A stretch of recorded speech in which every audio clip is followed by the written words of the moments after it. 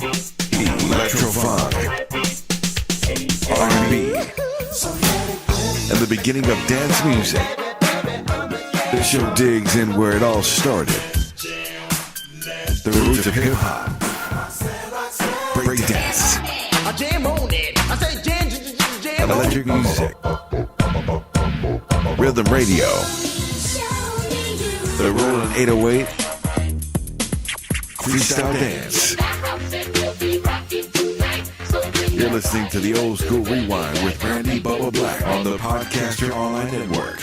Back again with another podcast, and this week, Stevie D. Lundy from the Force MDs. You say a one for the trouble, two for the time. Come on, y'all, let's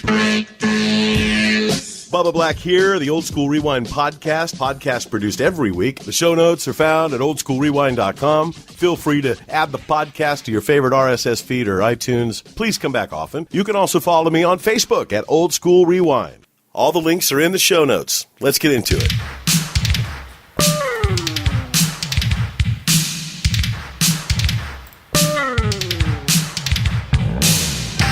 The group that really melded together hip-hop and R&B first, the Force MDs, and here on the Old School Rewind today, it's Stevie D. Lundy. Hi, Stevie.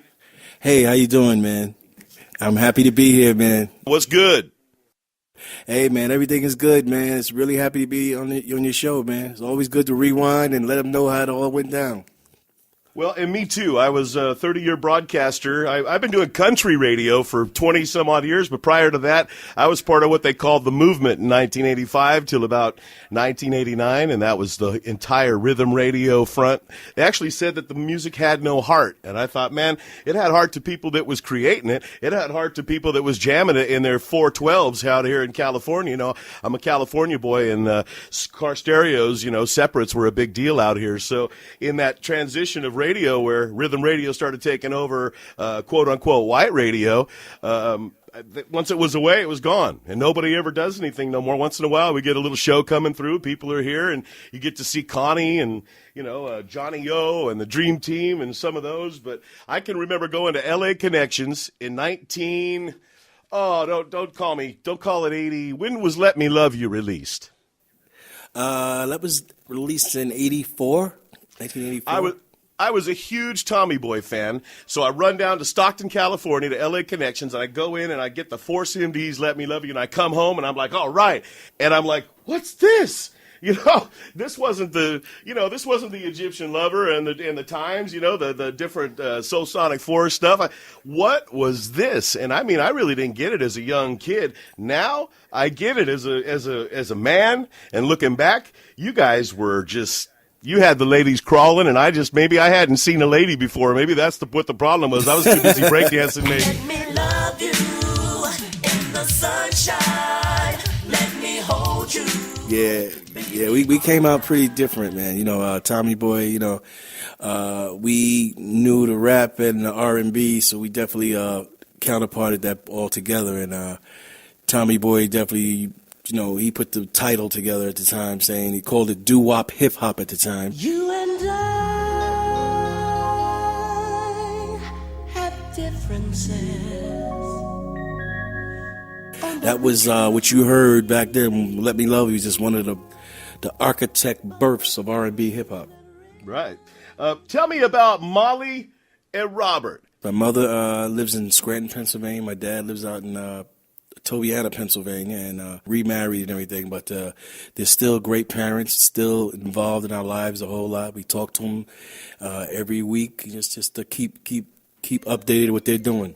Did they think when you guys started y'all were crazy? Or did they understand you had talent because you were in the house singing all the time? A lot of the singing comes from actually my mother's side of the family because she has 14 brothers and sisters, and they all can sing. And I guess, yes, they all can sing, and they all transform to us, and my mother's kids, and all my cousins, and we have a very musical family. And my dad, some people in his family sing, but he was definitely one of the guys who heard us and invited company over to the house and say, hey, wake us up out of the bed 3 o'clock in the morning, our underwear on. Say for my friends in there. We in the underwear, skid marks, just singing, but it was good because. Hey, did that ever happen when you were out on tour with skid marks? We didn't have that going on out on tour, did we? No. No, but good. we did a crazy thing happen on tour. Like one of the guys, one of the guys in the group didn't wear underwear, and he was singing on the stage, and he was bouncing around, and then his zipper busted open. And, Oh no! Need I say more? It's just crazy. Crazy. I'll cut you right there, man. That's funny as hell. So, how was it growing up on Staten Island? Staten Island is known as the forgotten borough of New York City. With New York City, of course, it has 5 boroughs: Brooklyn, Queens, Bronx, Manhattan, and Staten Island is the 5th borough. And it was always the forgotten borough because, everything was popping more in the Bronx, Manhattan, Brooklyn, and Queens. But we were definitely one of the first acts to come from Staten Island to put Staten Island on the map as, people recognize, hey, they do have talent in Staten Island. And during the years, you had Wu-Tang Clan and all these other acts that come from Staten Island. But we was definitely Mac Wilds. But we was definitely one of the first to break the ice on the Staten Island, New York market. Were you guys ever in trouble prior to coming up with music? Were you troublemaking kids, or? Yeah, we were troublemaking kids. Yeah, in Mariners Harbor Project there's a lot of trouble to get into, right? Yeah, it was, but it was crazy because in our neighborhood, people used to want to beat us up if we didn't sing for them. We gave a free concert, outside concert in front of our project's building on the benches. And we used to have the whole crowd there. We used to sing to them every day, and that just calmed everybody down. We was the music soothes the savage beast. We was the one that calmed everybody down when they heard us singing. And, we used to do a lot of, imitate a lot of people, Elvis Presley, Frank Sinatra. We used to do the Temptations, Four Tops, Stevie Wonder, of course, the Jackson 5. But, we later took that on the Staten Island Ferry and made it to the boat act. Jesse is one of the ringleaders who convinced us to sing on a boat, and we started singing on a boat because we seen someone else doing it, making a lot of money. So we figured to stay out of trouble in the neighborhood, we just sing on the Staten Island Ferry, put the hat out, and people will throw money in there just for us singing, doing what we love doing. And that was our motto. If you're broke, let's hit the boat and make some money. And that was that. I saw that quote online as I was doing a little homework and trying to find out all the little tiny nuances and stories of the Force MDs. You guys actually saw a good old boy in a cowboy hat passing around that hat, and that's where y'all got the idea to get out on the boat and make some money. Yes, it is, and that's how we got to know the late Glenn Campbell, if I'm not mistaken, who just passed away, Rhinestone Cowboy. Yeah. Yeah, he just recently passed away. He's the one who, that song right there, every time we hear that song. Like a rhinestone cowboy. That really reminisces us to singing on that Staten Island Ferry, and that was the idea of hey, this guy's making all this money singing country songs, which we love, and we can do it by singing Temptations, Jackson 5, Stevie Wonder, Elvis, just all mixture of songs. And we probably can make money too. So we did it, and it was just a successful idea that really had us, trained us. It was a training ground. Staten Island Ferry was a training ground for us to be great entertainers. Then we sing on. Then we gradually moved to Times Square, singing on the streets of Times Square. So it was definitely a learning experience for us. But Times Square at that time is still a cesspool, or have they cleaned it up? No, they cleaned it up a little bit. It was clean at that time? Gotcha. Yeah, all the guys that snatch gold chains, they're all in jail now. So it's just New York changed a whole lot. Y'all were the LDs, the Fantastic LDs? Yes, the Fantastic LDs stand for myself, Stevie D. Lundy. I have a brother named who's in a group, Khalil Lundy, and another brother, may he rest in peace, my brother T.C. Lundy. Rest in peace. TCD Lundy. Yeah, we started off as the Lundy brothers, us three, as siblings singing in front of our building. Then months, years, maybe a year or two later, our uncle, who's my mother's brother, who's the same age as us, his name is Jesse D. He came along and seen us singing and entertaining the people in the building. He said, yeah, I can sing too. So we heard him sing, and we said, oh, wow, we should just make a group together. So we couldn't call ourselves the Lundys no more since Jesse joined the group, and his last name was Daniels. That's my mother's maiden name, Daniels. So we said, okay, so we're going to change the group to Daniels. And everybody used to say, man, you guys are great. You guys are this. So we say, hey, let's just call ourselves the Fantastic LDs. That means Lundy's and Daniels. So we use that name, talent shows, and that's we use that name on the Staten Island Ferry. Me, myself, I was involved in two groups, the LDs, and I was Force MCs. I was a rapper, too, with Mercury. You know, me and him, a childhood friend of mine, Mercury. That's Dr. Rock? Yeah, Dr. Rock and Mercury. Dr. Rock was a DJ and Mercury was a rapper. Mercury taught me how to rap, and we became Dr. Rock and the Force MCs. And later on, we had another member named Lord K1. His name is K1. But we was an underground hip-hop hit, you know, hitting all the underground clubs in the city that night. Now, I sung on a boat with the LDs that day, but rap with Mercury, Dr. Rock, K1 at night. We hit all the clubs. What's your age? 18. So you going into clubs at 18? Are these underage clubs, or you getting into the 21 and over clubs to do this? Yeah, these are underage clubs. These is not no drinking clubs. Sure. At that time.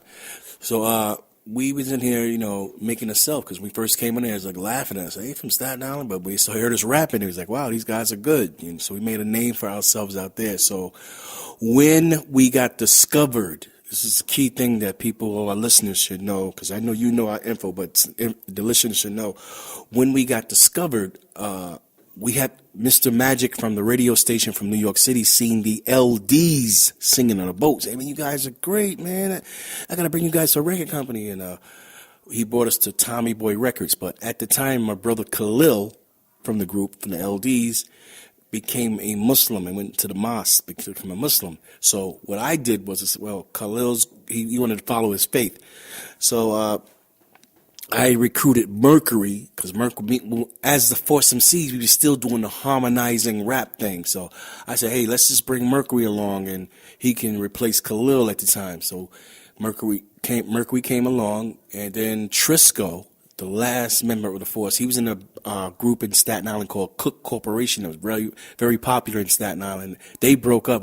I happened to see him on the Staten Island Ferry and recruited him. So it made us a 5. It made us TC, me, Jesse, Mercury, and Trisco. That was the 5 that first started recording the earlier songs on Tommy Boy Record.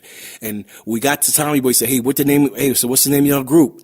Now, we was the LDs and the Force MC, so we had to use Force. This is very important for people to know. So we couldn't say LDs because Trisco and Mercury's last name wasn't Lundy or Daniels. It didn't match. So we said, okay, we have to cover all the last names. So we said, how about just using the name Force so everybody's last name is covered? And we can't say Force MCs and use that, so we took the D out of LDs and put it on the MDs, like the MDs. Instead of MCs, we put MDs, and we made the MD stand for musical diversity, because we're very versatile of all the stuff we do, all the Jackson 5, Elvis, beatbox, hip-hop, we're very versatile, so we called ourselves the Force MDs. That's how we became the Force MDs. How did you meet Tom Silverman at Tommy Boy? And all the time at Tommy Boy, did you ever make a really hot tempoed song like they were used to putting out? Yeah, we met Tommy Boy from Mr. Magic, actually. He brought us to his house. We went to Tommy Boy's house. We made no demo. We sung for Tommy Boy a cappella. Let me ask you something. Is Tom Silverman the Tom in Tommy Boy? Yes, he is. Oh, now there's there's a tidbit that I didn't know. There you go on the old school rewind. So Tom Silverman is Tommy Boy. Exactly. Yeah, I think he got named that by some relatives because he's like, oh, Tommy Boy, slapping back his head. But, he's good. The glasses on. He had a nerdy look to him, but, boy, he knew his music. He analyzes everything, gimmicks. That's why a lot of Tommy Boy acts had gimmicks, He had us the gimmicks with the Letterman sweaters with the Fs. It was all gimmicks, but, it worked. What were the big years of the Force MDs? Wow, I got to say 80, 85, 86, 87. Those 3 years are huge. And what makes those 3 years so important? Because, those are a lot of our biggest records came out at those times. Tender Love. Love so deep. Love is a House.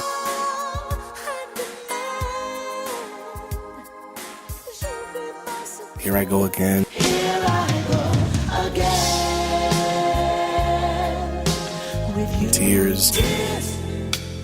Tears. those 3 years, we made a lot of big records, back to back, Itching for a Scratch. You're in trouble, son, I know for sure. Cause what you got, there ain't no cure. So take this beat, go home and scratch, but stay away from me, cause it's easy to catch. Threw everybody off like, that's the force of these two? Itching for a Scratch? Yeah. That showed the versatility in us, you know. So that takes you into the movie business, rapping the movie. And yes, the movie rapping. Yeah, you know, we were supposed to be in the movie Crush Groove also, but they chose New Edition because they were like the bigger group at the time. So he says, we can give you guys a song on the soundtrack if you want.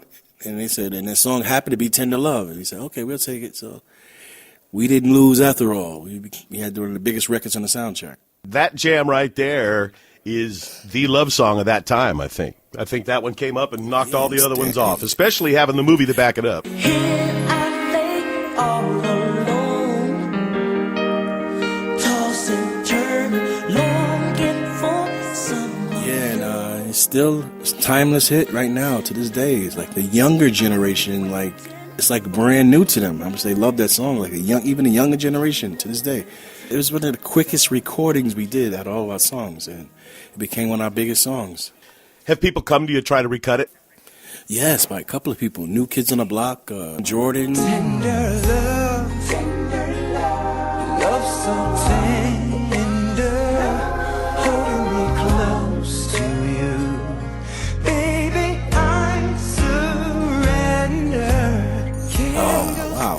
A couple of people. Uncle Sam. Tender love, love so tender, holding me close to you. There's Just a lot of couldn't people. stand the test of the original, though, because if I'm not hearing about any of that, it must not have outstood the original. Man. That's a good thing. Yeah, Alicia Keys even recut it. Tender love so tender, holding me close to you. Baby, I surrender. It was just too authentic the way we did it, and that's why it stands the test of time. From dancing to Michael Jackson, flipping, singing, rapping, you literally did it all, and nobody was doing that at that time. Yeah, that's when back in the day we were on tour New Edition. They had a hard time with us back in the day. It's like, who are these guys? You know, that was back then. But I wanted to ask you, do you respect the New Edition? yeah, you got no other choice but to, man. You know, these guys just come hit after hit like machine guns. Like they don't miss, man. And it's like they got a different blessing on them guys, and you know they've been through their trials and tribulations. But you know, at the end of the day, they're truly blessed, man. Just the songs they made, the impact they did on the music, and you know, you got to respect them. You know, we were one of the groups at the time with them, but you know, they kind of surpassed us because of more success of their solo albums. They adding Johnny Gill, so they made a lot of right decisions in their career. So we have nothing but big respect for them. You know. So T.C. Trisco wrote a game-changing song with Robin Haplin. Yes, Robin Haplin was Tom Silverman's wife. Yeah, Tommy Boy's wife. You know, people was shocked. Like, you mean to tell me a white lady produced a lot of that stuff? So, yes, she did. Tom Silverman's wife too. That's fierce. It shocked everybody. Tears, Here I Go Again. She did a lot of songs. Couldn't Care Less. She did a lot of our songs. Here I go again with you. How was it working with Jimmy Jam and Terry Lewis? Were they rock stars? Did you know anything about them, or did you learn about them as they came along? At the time we worked with them, they had a lot of like SOS band stuff out. You know, Tender Love was a song that broke their career. That's the song that broke them pop. You know, because a lot of their songs never crossed over pop. But Tender Love was the first song they made that crossed over pop. And then Janet Jackson came directly after us. Yeah, okay, all right. And then Sherelle and, you know, Alexander O'Neal, we opened the pop doors for them, man. And they definitely thanked us on the Grammy Awards for us like making the first breakout song that crossed over big for them. And then after that, every song they made just went crossover to pop and R&B. So It's a good feeling. One of my favorites, man. And again, I was a hip hopper. I told you I'd go, and I was a DJ, and naturally we were heavy on the tempo, popping turn to break dancing. And I remember getting the album, and I heard all these songs and ballads, and I'm still, not really put together on the ballads yet. I'm still break dancing and popping, and man, we want to hear what's coming out. And then right in the middle of this album, I hear the 4 CMDs meet the Fat Boys. Tell me about your time with the Fat Boys and that scene. Just sit right back and you hear a tale of the 4 CMDs and the day that we met the Fat Boys on the Staten Island Fair. Oh, Fat Boys. That was a funny moment. We were working with those guys. We know those guys for a long time. We were on tour with them for, the Fresh tours, early Fresh tours. And it was funny working with them because we was in the studio with them. And they said, we want 10 pizza pies while we're recording. And we was like, man, y'all crazy. Y'all can't eat 10 pizza pies. We ate some, but they ate at least 8 pies on their own. And it's like, we couldn't believe it. Like, these guys can really eat like this, It wasn't no like joke. There's pretzels. Yeah, like there's pretzels. Sorry, my part. Hold on. Goop. And then they started doing their part. It was, now we've heard of it was them before, fun. but who would ever believe that the Fat Boys would ever meet the Awesome D? While they do their thing and we start to rap, all sucker MCs must step on back. So check out the beat and the funky rhyme as your energy level starts to incline. And bust the funky rhythm and feel the heat. So come on, beatbox and bust that beat. Really funny, guys? Very funny. Us always the ones cracking jokes, laughing. They were so very humble. They was one of, to this day, it really, shocks me because I see, we be on a lot of old school tours with a lot of rappers and stuff. And, even though, 2 of the rappers of the Fat Boys are still alive, and, they just don't be on a lot of those tours. It pretty shocks me. I think they was definitely a big impact back in the 80s with this rap thing. They was big with Run DMC. They was one of the heavyweights. Man, their sound is right there. Yeah. I mean, you go back and listen to the Fat Boys. They were MCs, man. These guys had big voices. They knew how to rap, and it was right in the middle of the LL thing. I mean, if you weren't LL or Run DMC, you better pack your lunch. And these guys packed their lunch at 400 pounds apiece. They did. They sure did, man. They sure did. I always say, wow. They got 2 of the voice. I know the beatbox, rest in peace, Buffy, but they still got the rap voices that can still. You always can get a guy to fill in with the beatbox, but you got the rap voices, and hopefully, they definitely start getting on some of these big events, because we would love to do that song on stage with them one time together. Cause we never did it together on stage with them. Wow. And that's what, Gilligan's Island? Just sit right back and you hear a tale of the 4 Yes, Gilligan's Island. We're from Staten Island, so we had no little choice. Right on. We get a ferry boat there every day, so, it was definitely a good combination. Hey, so being on Soul Train and Solid Gold, I don't think I've asked anybody that. Your lip syncing skills had to be on point, correct? You are 100% correct. We didn't know that either. We didn't know that either when we first got there. We why is the vocals on there? I said, well, this is how we do it. You got to lip sync off the vocals. Oh, okay. And it's always when you go to those places, they're not as big as you thought they was while you're looking at it on TV. Wow, it's small in here. That's it, Yeah. The cameras make everything look so much bigger than it is in there. Hey, speaking of cameras and drawing out embellishments, tell me about the video where TC had his poor dental problem, and everybody promised not to shoot him, and then all of a sudden in the video, it's nothing but him and close-ups on his grill.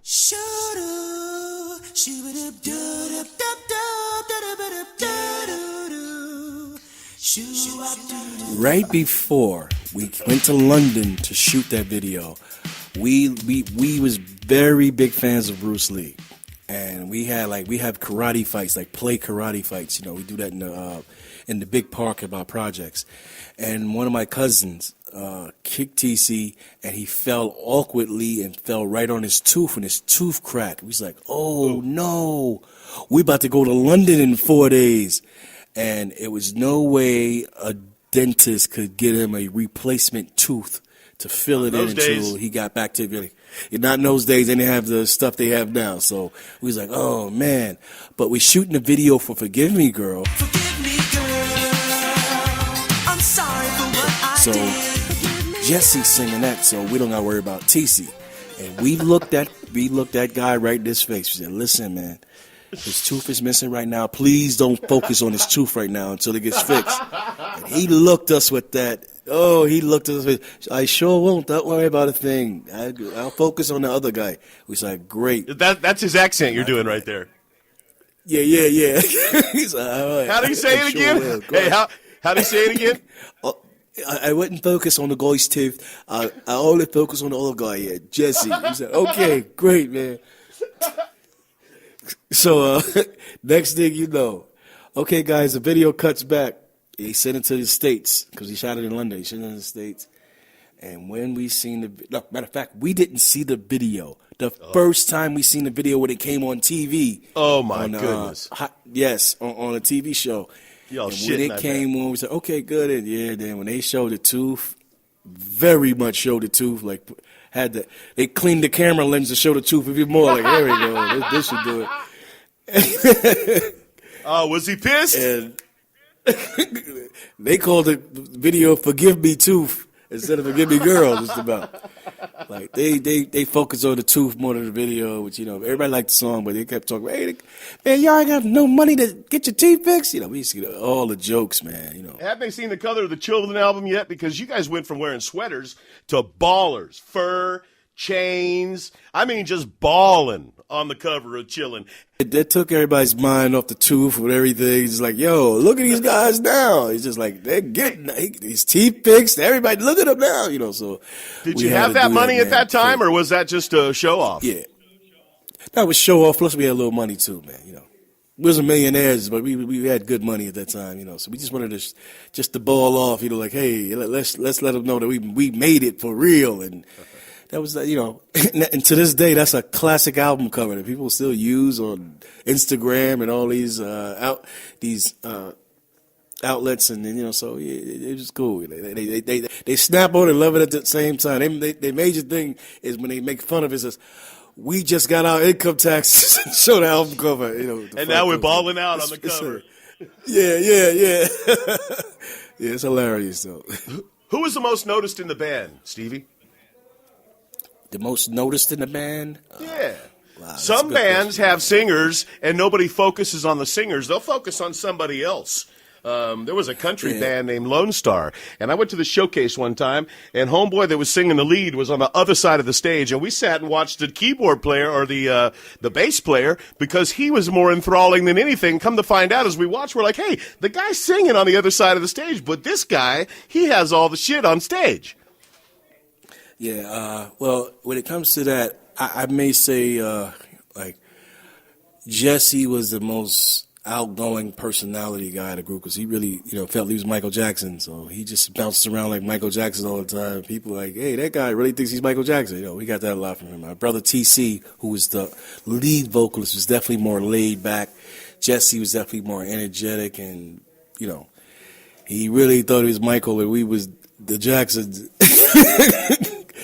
He little ego thing, but that's the way he is, man. But we all got our personalities that people notice a lot. Mercury's the more energetic guy on the stage to rock the crowd. Trisco was the Mr. Somersault with the baritone, bassy voice. I was Mr. Pop Lock rap. So we all had our personalities and voice that added on to the energetic style of the Force MDs. Did one of you guys have the power of the group? In other words, was more talented than anybody, and everybody in the group knew it? Yeah, that had to be TC. Like, he was the laid back, but his voice just told it all. Like, every time he sings something, it hits. It just transcends. Like, a lot of the songs he led from the group always like, but that's a classic, man. That's a classic. When you got that, you got it. Like, we're lucky that we are related. Right now, even right to this day, we're related, and we all, carry the sound that still sounds like we sound back in the days. We still can carry the sound because we're related and sound alike at times. But TC definitely was the golden voice out of the group. TC just had the extra touch that touched people even more. Are you guys the reason Tommy Boy became a part of Warner Brothers? Yeah, we was the golden egg that got them there, man. We sure was. Tender Love was the golden record, the record that transcended Tommy Boy to Warner Brothers Reprise. That was the record that did it. Your dad started being manager. What year was that? Oh, he started in the beginning. He didn't know the management game at first, but he started learning as he went along, and he got pretty good at it. He got pretty good at it. He just made sure people didn't try to jerk us, and really very protective of us, and we needed that. Some guys just let things go. My father stays on it. Hey, let's see that again. Let me check that again. Promoters try to run off with your money. My father's very stern and made sure they paid. Here's half my rent, man. I know they have it. Did Dad watch you guys? Was he watching for you or just taking care of you? Yeah, he watched. He traveled with us and everything. He watched us, all over. But I mean, the late night comes and the ladies are at the door. Is Dad saying, now we got a show tomorrow, or go ahead and get, go out and get it and be back? Or I mean, what kind of manager was he? Well, the ladies at the door, my father will. One of the ladies, my father said, don't get her pregnant, but hey, man, make sure you rub up. I know y'all grown now. I can't tell y'all what to do. Just told us to use protection and blah, blah, blah, Dad, and that was, nobody knew anything about use protection back then. We didn't know what the hell protection was. A guy with a gun? Yeah. You're right about that, man. So you guys moved out of New York to the Poconos, and this is a great story. You all got houses right in a row. The only brothers in the Poconos neighborhood that you were in. Is that correct? Yes. Yeah, we was the first, to put some seasoning out here.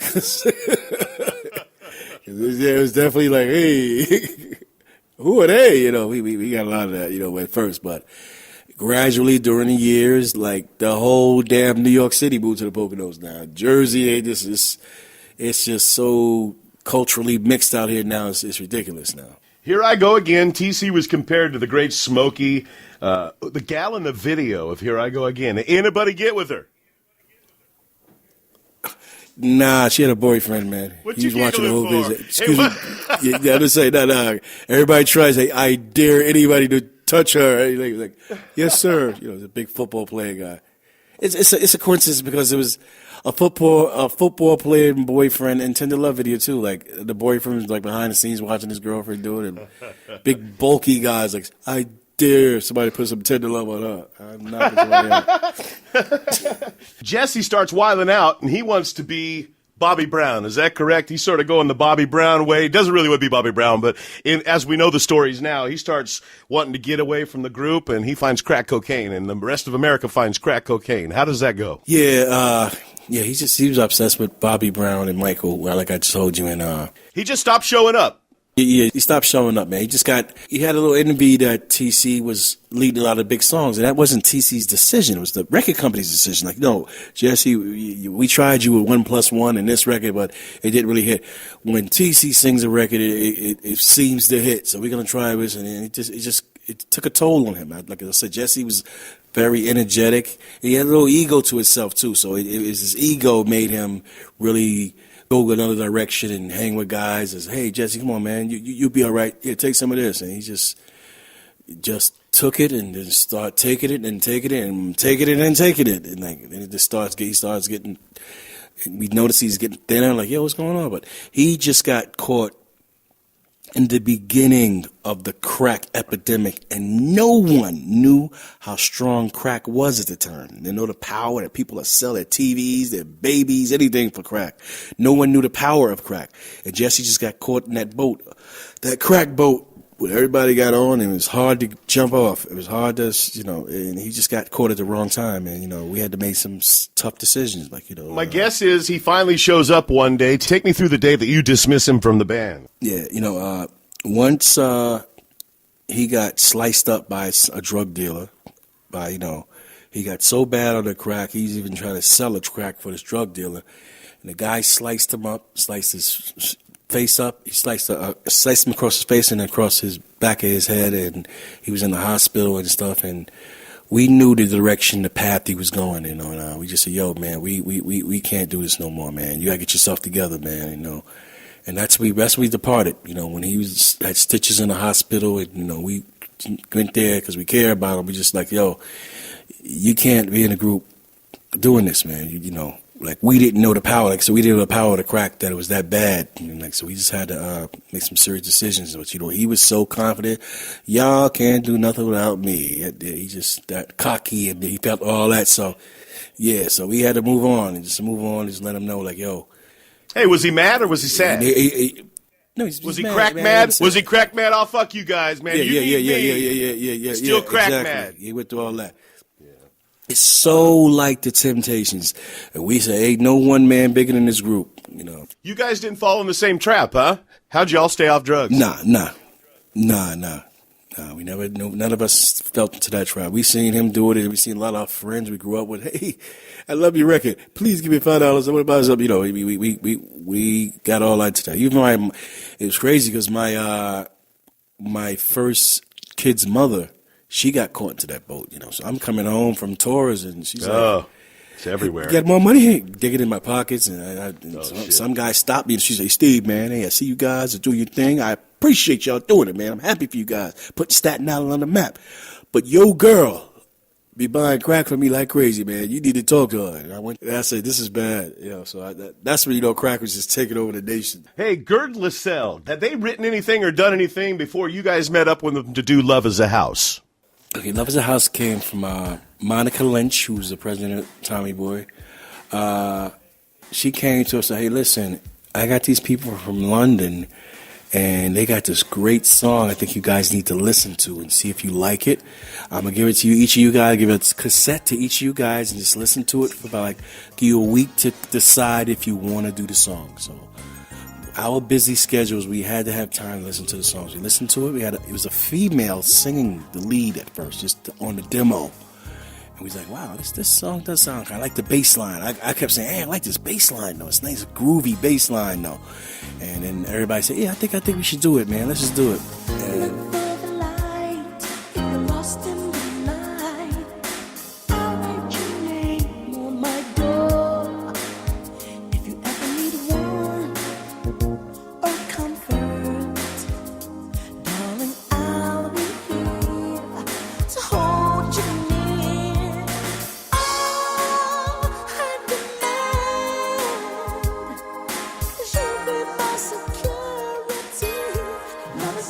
And we finally decided to record the song, and we were on a tour with Madonna while we was overseas with Madonna, who we thank God that she chose us to go on tour with her. We did some dates with Madonna overseas, and while we was over there, they released the song as a single while we was overseas. And before we even got overseas, they called us and said, hey, your song Love is a House is the #1 record in the country.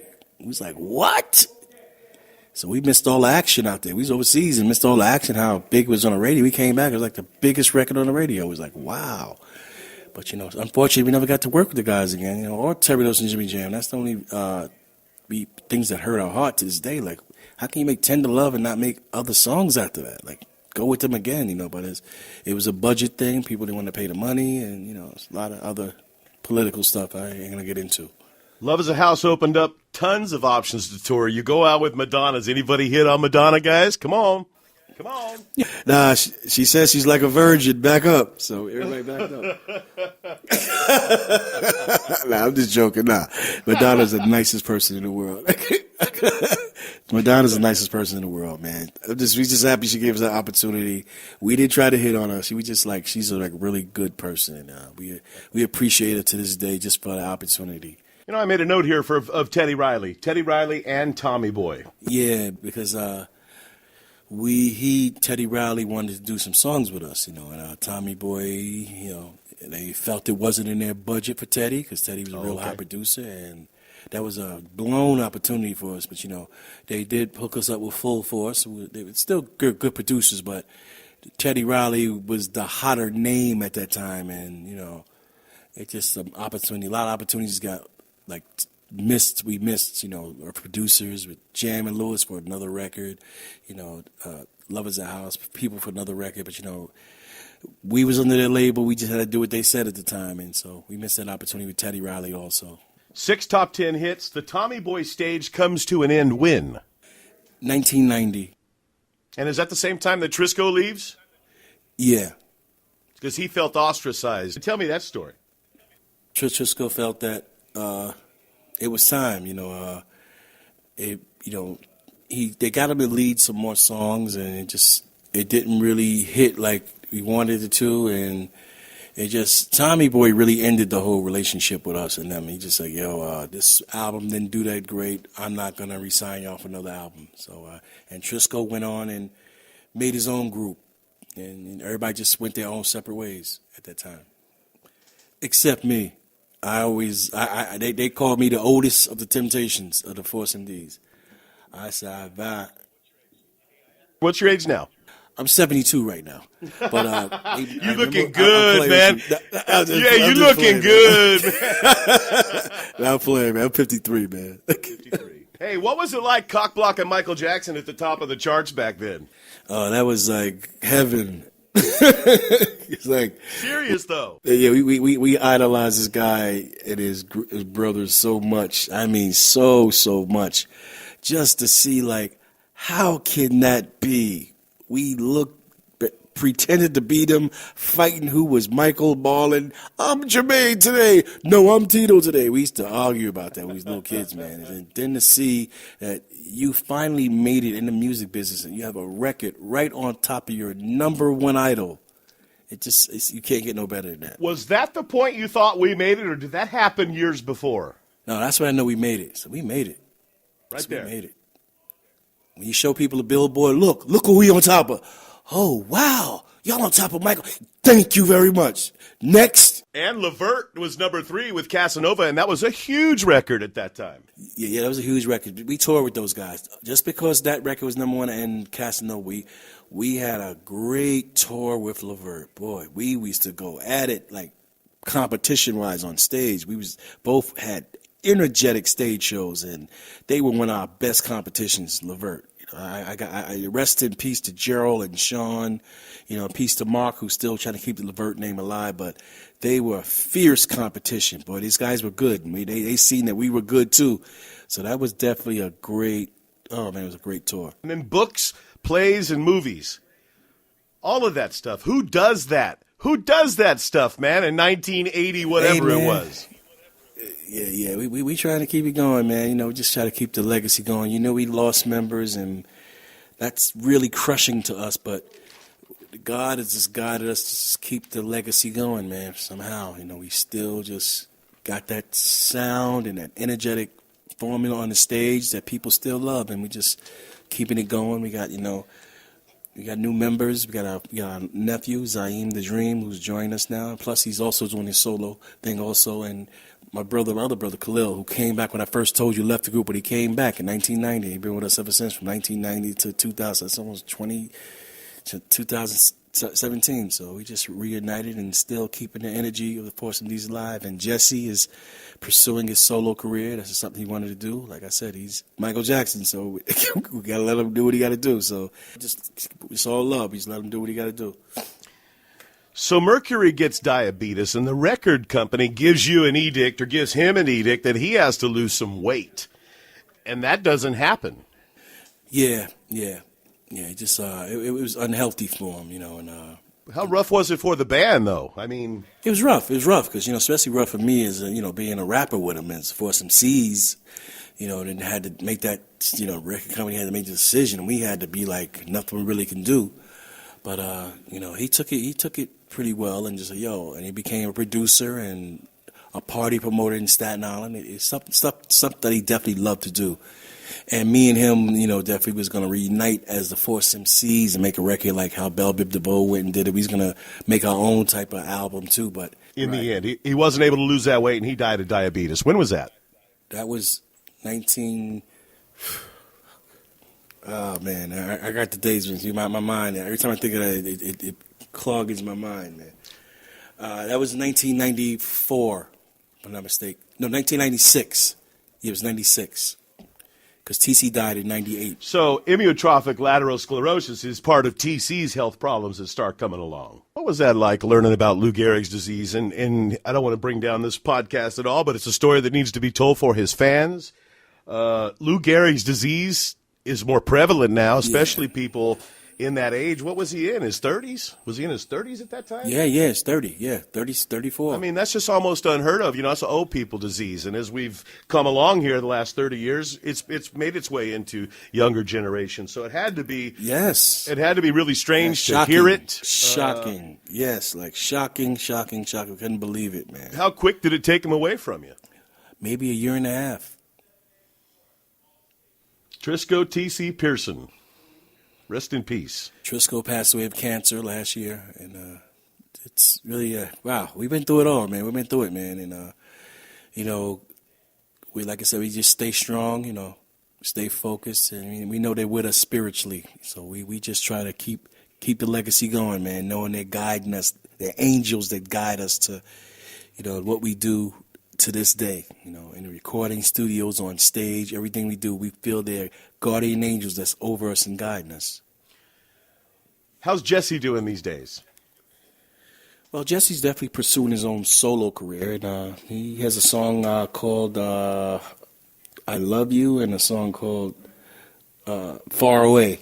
So if you look for that on iTunes, he's have a song called "Far Away," and he's definitely pursuing his solo. Jesse has so many ideas that he want to do, and he like things like with us as a group. You know, we pretty much wasn't on the same page with a lot of things because he wanted to do things that he wanted to do. So it was really best that he just pursued his solo career. He had a lot of he was with the group, out the group, in the group, out the group, but now he's free as a bird and do the things that he wants to do. You know, we always love him, support him, and wish him the best. What do you call the Force MD's music? I call it classy. What do you call it? Yeah, we call it grown. Yeah, grown and sexy and classy. Grown-ass man and woman music. Yeah. What's Force MD's been doing now? Stevie D, what have you been up to? Where's everybody at? And I know you got a new single we're going to talk about in just a moment. Okay, well, we definitely just been touring. Mainly, we've been touring and recording. That's all we've been doing, touring and recording. And plus, we have, our Force MD's Academy. We have the people coming here. We have our offices out here in Stroudsburg, PA. What is that? The Force MD's Academy? I don't have that written down. Wait a second. Hold on. Hey, that's not in my paperwork. God damn it. Force MD's Academy. Tell me about it, Stevie. What is it? Well, our Force MD's Academy definitely is something that we do like for artist development, songwriting, vocal training, teaching people the record business, music, publishing, touring business. We try to just keep them updated in how they should, just monitor their career. It's a school of rock for urban music, isn't it? Exactly. It just pretty much teaches younger generations, or younger, older, whatever, who's getting into the music business. Because we had to learn our trials and tribulations through the business. It's a learning experience to really know the business, of how to really do it. So we learned and we mastered it, and we just want to teach them so they don't go the wrong direction and get jerked by a lot of sharks that's out here to try to take people for what they got. Get that first deal where you owe $250,000 the minute you sign on the line. Yeah. Yes, exactly. Tell me about the new single. So BLS, you guys still sound great singing those old songs. I think the video was maybe a year or two old when Unsung was coming out. What was it like telling the story of Unsung? Was that a come to Jesus for y'all?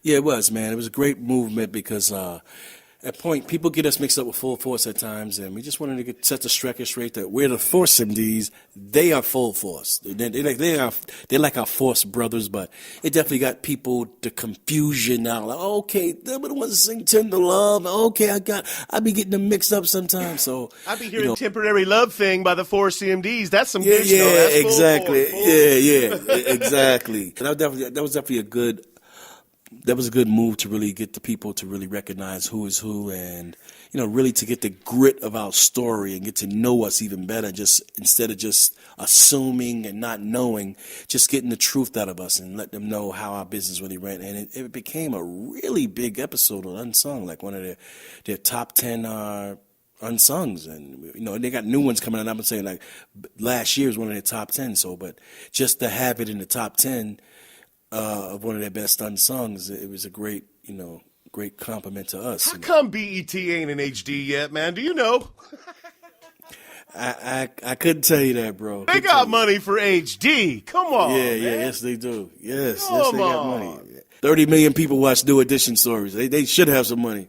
They should have the money. Tell me about the new single. It's called Don't Rush. We had some producers from Philly named Pooh Richardson and Ricky Qualler.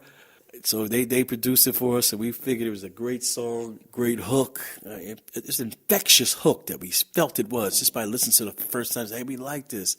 Romantic song. Plus, you can do a little two-step on it. And we felt it was a great song, so we went and recorded it. And we're getting a great response from it. People love the song. They call us and say, "Hey, I love that new song." You got number 30 on the black chart already, which is great. Yeah. Thank you, man. We just trying to build, man. That's just one out of the bunch, man. And plus, we also have the remake album that's out. It's called Our Favorite Joints on Cleopatra Records. That just got dropped, and we made a lot of remakes of some of our favorite songs we grew up with, like Can You Stand the Rain, Boys and Men, End of the Road, Marvin Gaye, Let's Get It On. We did a lot of remakes, Babyface, Whip Appeal. So it's a great album. It's a great remake album. People's really liking that too. So we're just blessed and just trying to take things one at a time. You got more songs back to back coming out right after Don't Rush. So Don't Rush is just the start. How do you feel about this point in your life, Stevie D? I feels good, man. It still hurts that, some of the group members are already in heaven already and couldn't witness the love that we get from people, still to this day from the 35 plus years that we've been in the business. That's the part that hurts me, but, at least I'm inhaling it all and seeing it all and just like, wow, we really did something. Just some kids from Staten Island singing in front of the building, man, and we have a legion of fans that still love us. And all the way across the nation to a little white boy out here breakdancing and pop locking and learning how to be a DJ. And 30 years later, after being a radio broadcaster, I'm actually talking to you, Stevie D, and I'm starting to do some of the things I like to do. I've been working for everybody's corporate image of radio for so long. I thought, man, this stuff is so much in my heart. I just want to try to get these stories told because everybody said the format had no heart back then. And music's music, and if you jam to it, you jam to it. I don't ever recall not jamming to the Force MDs, except that one time when I opened that Let Me Love You up and the tempo just wasn't me yet. Like I said, I was still looking at, some Midnight Star or something. So, but Planet Patrol. Planet at Patrol. Your own risk. That cheap thrills, man. All that shit. That's what it was, We just came another angle. We came another angle, man, that, it made sense after a while. Like, oh, I see where he was going with this, like Tommy Boy was smart, wasn't he? Yeah, smart guy, man. He's a smart guy, man. I got to give it to him. He made a lot of classic records, man, with House of Pain, De La Soul, Naughty by Nature, Stetson Sonic. He made a lot of Rapping Duke, RuPaul. You Better Work with RuPaul. He made classic songs, man. I gotta give him that, and I gotta give him credit for that. Coolio. Oh, it's just. Where can people find you on socials? Where the Force MDs live online? Okay, first you can go to our website. That's the main thing. Our website, www.theforcemds.com. The Force MDs. Don't forget the. Okay. Ds.com. Yes, you got to find Force MDs on Instagram, Force MDs on Twitter. And Force MDs on Facebook. Those are the major. You just put it on there. Did someone squat your domain at forcemds.com? Somebody won $100,000 for it, so you put the word "the" in there. Yeah, man. Boy, you're good, man. You're smart, man. I hate domain squatters, man. Yeah. They look for any little thing. Hey, I can take this, So I'm going to play the song right now. I want you to introduce it, Stevie D. Introduce your new song here, and thank you for being on the Old School Rewind podcast. It's much appreciated, sir. Listen, Old School Rewind, this is the Force MD's new single. You don't gotta go slow, but it's called Don't Rush. Check it out. Thank you, man. It's good to talk to you. I'ma take my time and do you right. I know that we've both been here before. There's something about tonight, I wanna wake up in the morning next to you, but you gon' have to put it on me, babe, 'cause tonight is no rushing. We gonna light some candles tonight. We gonna take our time, 'cause I know what you like, baby, take it slow. I'm turning off my iPhone tonight.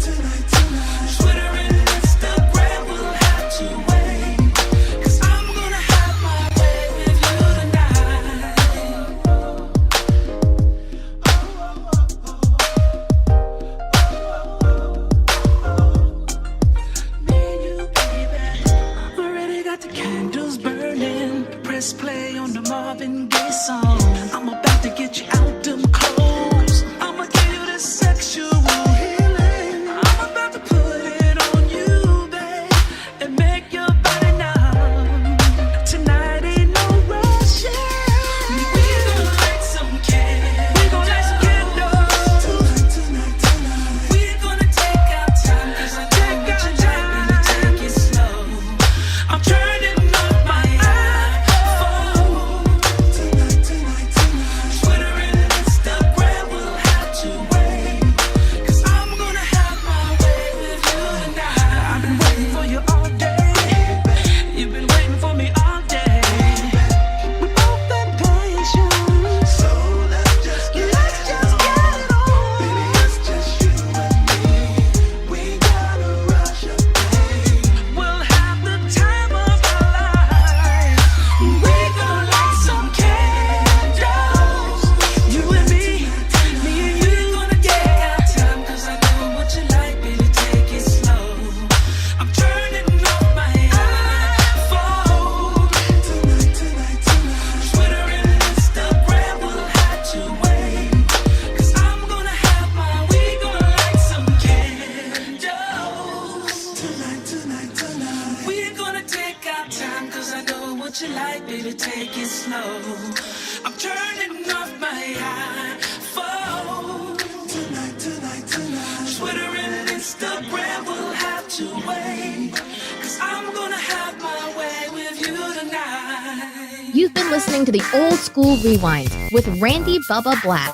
Share and subscribe now at oldschoolrewind.com.